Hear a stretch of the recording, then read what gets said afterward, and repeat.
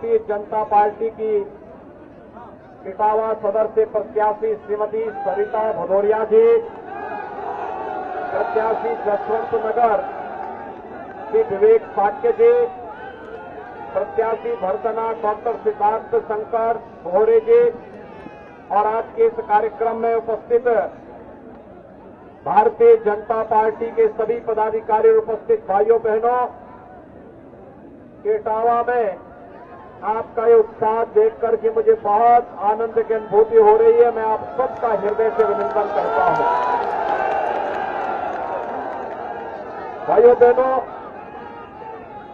इटावा का अपना पौराणिक और ऐतिहासिक महत्व है। भाइयों बहनों, इटावा का काली वाहन मंदिर में मां काली प्रतिष्ठित है। मैं काली मां की इस पावन धरा को कोटि कोटि नमन करते हुए यहां के क्रांतिकारियों ने देश की आजादी के लिए जो योगदान दिया, उन सबको भी नमन करते हुए आप सबका अभिनंदन करता हूं। भाइयों बहनों, इटावा को एक बार फिर से उसका गौरव प्रदान करने के लिए भारतीय जनता पार्टी की डबल इंजन की सरकार लगातार कार्य कर रही है और उसी श्रृंखला का परिणाम है कि यहां पर जब रामशंकर जी ने, सरिता भदौरिया जी ने और यहां पर सावित्री कठेरिया और इन सभी हमारे जनप्रतिनिधियों ने जब प्रयास किया, आज हम लोग यहां पे पंचनद की परियोजना को भी साकार रूप प्रदान करने के सामने आगे बढ़ रहे हैं। और इसीलिए मैं आप सबका आह्वान करने के लिए आया हूं कि भाइयों बहनों, कोरोना काल खंड में भी मैं इस क्षेत्र में आया था और 5 इन क्षेत्रों में आकर के मैंने उस समय आपके इस क्षेत्र का दौरा किया था जब कोरोना महामारी से तमाम लोग परेशान थे। और उस समय मैंने आपको एक बात के लिए आश्वस्त किया था कि कोरोना महामारी वैश्विक महामारी है और इस वैश्विक महामारी के दौरान आपकी समस्या का समाधान करने के लिए किसी ने कार्य किया था तो भारतीय जनता पार्टी की डबल इंजन की सरकार ने किया था।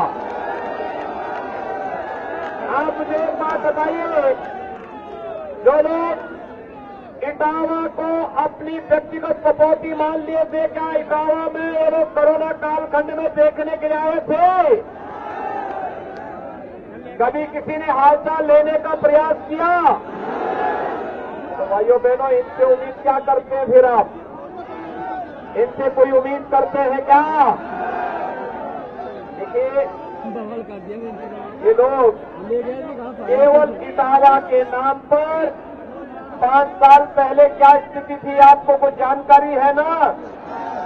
भाइयों बहनों, 5 साल पहले बेटियां सुरक्षित नहीं थी, व्यापारी सुरक्षित नहीं था, सरेआम बमबाजी होती थी, गुंडागर्दी मान लिए थे। क्या इटावा में ये लोग कोरोना कालखंड में देखने के लिए आए थे? कभी किसी ने हालचाल लेने का प्रयास किया? तो भाइयों बहनों, इनसे उम्मीद क्या करते हैं फिर आप? इनसे कोई उम्मीद करते हैं क्या?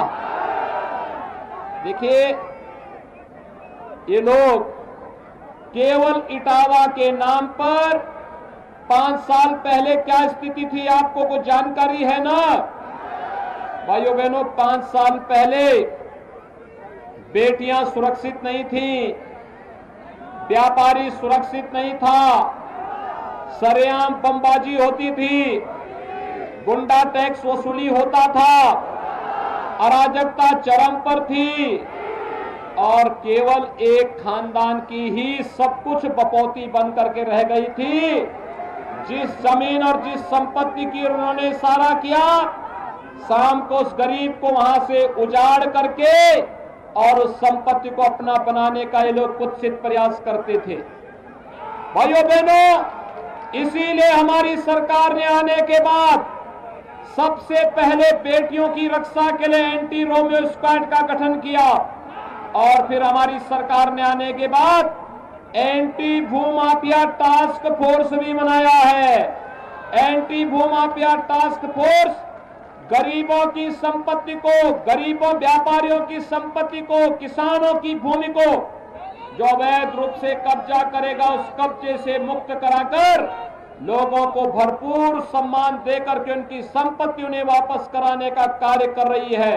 और मुझे बताते हुए प्रसन्नता है, पूरे प्रदेश में वर्तमान में हमारी सरकार ने 64,000 हेक्टेयर भूमि को कब्जे से मुक्त करवाने का कार्य किया है। और यही नहीं, माफिया और अपराधियों की 2,000 करोड़ रुपए से अधिक की संपत्ति को जब्त करने का काम भी किया है। भाइयों बहनों,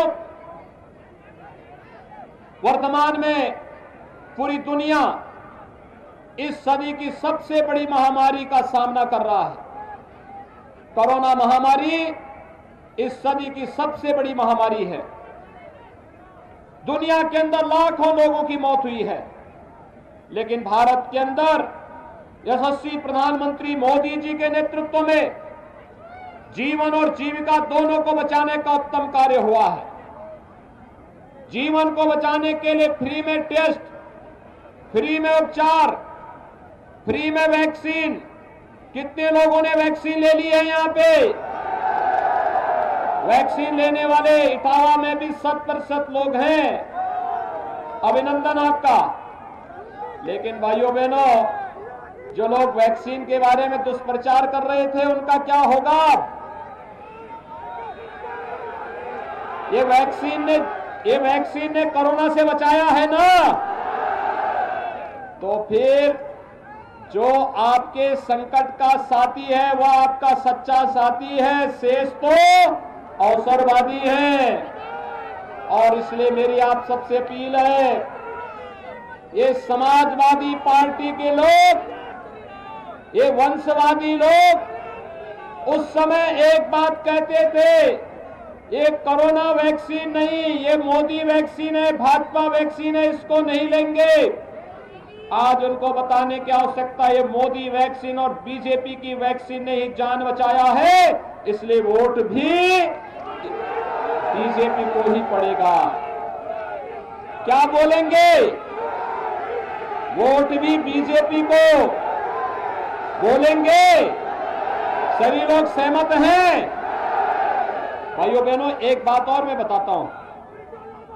भाइयों बहनों, इससे पहले जब भी महामारी आती थी, बीमारी से के साथ साथ ज्यादा मौतें होती थी भूख से। आप देख रहे होंगे, डबल इंजन की सरकार है, महीने में 2 बार राशन मिल रहा है ना? मिल रहा है ना? हर गरीब को बताएंगे ना? जब सिपाही खानदान यहां पे शासन करता था तब भी राशन मिलता था क्या? तब तो इन्हीं के लिए, पेट के लिए पूरा नहीं होता था, पूरा प्रदेश खा जाते थे। तब भी ऐसे ही करते थे, नौजवानों को नौकरी नहीं मिलती थी, किसानों का ऋण माफ नहीं होता था, और भाइयों बहनों, बेटियां सुरक्षित नहीं थी, व्यापारियों के ऊपर बमबाजी होती थी। अब तो प्रदेश के अंदर कर्फ्यू नहीं लगता है, अब तो कांवड़ यात्रा निकलती है, धूम धड़ाके के साथ कांवड़ यात्रा। और भाइयों बहनों, यही नहीं, अब कांवड़ यात्रा के साथ साथ पहले 2017 के पहले व्यापारियों पर, किसानों पर बमबाजी होती थी, अब तो कांवड़ यात्री निकलता है, हर हर बम बम का नारा लगाते हुए निकलता है। बम मारने वाले चले गए अब दूसरे लोग की यात्रा में। आज प्रदेश में अपराध नहीं, बेटियां सुरक्षित हैं। कोरोना भी प्रदेश के अंदर कर्फ्यू नहीं लगा पा रहा है, क्योंकि सरकार आपके साथ खड़ी है। भाइयों बहनों, मैंने कोरोना कालखंड में 2 बार इटावा का दौरा किया था। और मैं धन्यवाद दूंगा उस समय भी आपके सांसद रामशंकर कठेरिया जी और आपकी विधायक यहां पर श्रीमती सरिता भदौरिया जी पूरी मजबूती के साथ जनता की जान को बचाने के लिए पूरी ताकत लगाए थे। उनके साथ उस समय विधायक भर्तना सावित्री कठेरिया भी बेचारी मेहनत कर रही थी। पूरी मेहनत के साथ उन्होंने जनता जनार्दन की सेवा की और जनता जनार्दन की सेवा करने के साथ अपनी जनता को फ्री में उस समय वैक्सीन दिलाना, फ्री में उपचार कराना, कैंटीन चलाने का काम भी इन्होंने किया था। पहली विधायक थी जो फ्री में जनता के लिए कैंटीन चला रही थी। और तब मैंने प्रदेश के अन्य विधायकों से भी कहा था कि जैसे इटावा में वहां की विधायक सरिता भदौरिया कैंटीन चला रही गरीबों के लिए, वैसे ही आप भी चलाइए। और पूरे प्रदेश के अंदर भारतीय जनता पार्टी के विधायक कैंटीन चला रहे थे। भाइयों बहनों, विधायक हो तो ऐसा हो जो दिन रात कार्य कर सके, वीरांगना की तरह आपके लिए लड़ सके, आपके हितों के लिए कार्य कर सके। आप पे संकट आता है, मुझे बताइए, संकट आता है, ये चाचा भतीजे कहीं दिखाई देते हैं क्या? संकट आता है तो ये सिपाही खानदान जो महाभारत के सभी रिश्तों को पाला हुआ है, क्या कहीं दिखाई देता है क्या? इनका तो नारा है कि सबका साथ लेकिन सिपाही खानदान का ही विकास, बाकी इसके बाहर किसी का विकास नहीं करते। अभी मैं सिरसागंज से आ रहा हूं, श्री हरविओम यादव हमारे प्रत्याशी हैं, वे कह रहे थे चूंकि मैंने सिपाही खानदान के सामने मैं नतमस्तक नहीं हुआ, मैंने उनके अन्याय का विरोध किया, तो उन्होंने मेरा भी टिकट काटने का कुत्सित प्रयास किया। मैंने कहा भी इससे तुम लोग राम विरोधी हो, कृष्ण विरोधी हो, तुम्हारे साथ तो रहना ही अपने जीवन को बेकार करना है। मैं तो भारतीय जनता पार्टी के साथ चला और वह भारतीय जनता पार्टी के प्रत्याशी के रूप में सिरसागंज से चुनाव लड़ रहे हैं। और भाइयों बहनों, आप सोचिए, देखिए ना, आप देख लीजिए ना क्या स्थिति है वर्तमान में। यानी कभी भाइयों बहनों, कभी आपने देखा होगा, कभी आपने मुलायम सिंह जी को देखा होगा, उनके साथ में शिवपाल यादव सदैव उनके साथ में खड़े रहते थे। लेकिन आज उस शिवपाल यादव जो प्रदेश का नेता था, उस बेचारी की क्या दुर्गति कर दी है, क्या दुर्गति कर दी है। और पूरी योजना समाजवादी पार्टी ने बना दी है। लेकिन हम तय कर सकते हैं, जसवंत नगर से विवेक साक्य ही विधायक बनेंगे, यह तय हो चुका है। इटावा सदर से अगर श्रीमती सरिता भदौरिया विधायक बनेंगी तो विवेक साक्य जसवंत नगर से और भर्तना सुरक्षित से डॉक्टर सिद्धार्थ शंकर दोरे विधायक बनेंगे। इटावा की तीनों सीटों पर भारतीय जनता पार्टी का परचम लहराएगा। भाइयों बहनों, मैं आपसे पूछना चाहता हूं, 5 साल पहले जो गुंडागिर्दी इटावा में थी, इन 5 सालों में भी किसी ने गुंडागिर्दी करने का दुस्साहस किया है क्या? बेटियां 5 साल पहले सुरक्षित थी, इन 5 वर्षों में तो हर बेटी सुरक्षित है, हर व्यापारी सुरक्षित है, हर ओर। आप याद करिए, जब यहां बाढ़ आई थी, क्या तब भी सिपाही खानदान हालचाल पूछने के लिए आया था क्या? तब भी हमारे सांसद, हमारे विधायक, हमारे पदाधिकारी आए थे, या फिर मैं स्वयं आया था? और तब फिर मैंने कहा था, पंचनद की परियोजना को पूरा करेंगे। भाइयों बहनों, पंचनद की परियोजना पूरी नहीं होगी, यहां पर पर्यटन का एक उत्तम केंद्र भी विकसित होगा। जहां पहले भय और दहशत होता था, वहां पर लाखों पर्यटक आएंगे, यहां के हजारों नौजवानों को रोजगार और नौकरी मिलेगी और साथ साथ खेत के लिए पानी मिलेगा और पीने के लिए भी शुद्ध पेयजल हर घर नल के रूप में आपके घर घर पानी जाएगा। ये काम तो समाजवादी पार्टी भी कर सकती थी, लेकिन भाइयों बहनों, इनके पास विकास का एजेंडा नहीं था, ये विकास नहीं कराना चाहते थे। मैं थोड़ा आपको बताऊं कि आपके यहां किस रूप में इन्होंने शोषण किया था। भाइयों बहनों, आज इटावा कोम बुंदेलखंड एक्सप्रेसवे के साथ भी जोड़ रहे हैं। बुंदेलखंड एक्सप्रेसवे से जुड़ने का मतलब, अगर इटावा से आपको चित्रकूट जाना है तो भाइयों बहनों मात्र 2 घंटे की दूरी में आपको चित्रकूट की यात्रा पूरी हो जाएगी। यही नहीं, डिफेंस कॉरिडोर का लाभ भी आपको प्राप्त होगा।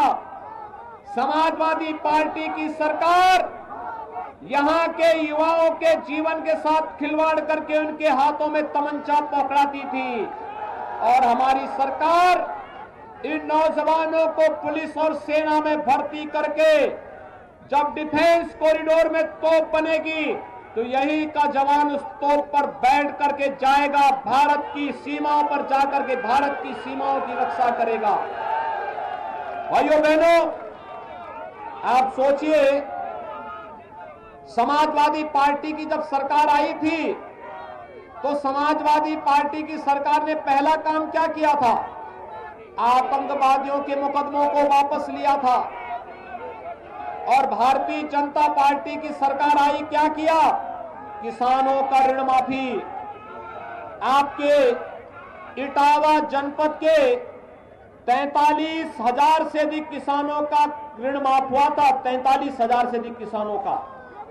और भाइयों बहनों, प्रधानमंत्री किसान सम्मान निधि में 2.5 लाख किसान 6,000 रुपए सालाना, प्रधानमंत्री किसान सम्मान निधि में 6,000 रुपए सालाना यहां प्राप्त कर रहे हैं। आज भाइयों बहनों, मुझे आप सबको बताते हुए कि अकेले इटावा जनपद में प्रधानमंत्री आवास योजना के माध्यम से भाइयों बहनों 11,000 परिवारों को एक मकान मिला है। 11,000 परिवारों को एक आवास मिला है। और यही नहीं भाइयों बहनों, इटावा जनपद में 11 लाख से अधिक लोगों को कोरोना कालखंड में महीने में 2 बार फ्री में राशन की सुविधा का लाभ आज भी प्राप्त हो रहा है। हम तो इटावा जनपद के हर नौजवान को स्मार्टफोन और टैबलेट दे रहे हैं। भाइयों बहनों, 200 से अधिक नौजवानों को हम यहां दे चुके हैं। हमने तय किया है प्रदेश के 1 करोड़ यूथ को टैबलेट और स्मार्टफोन उपलब्ध कराएंगे।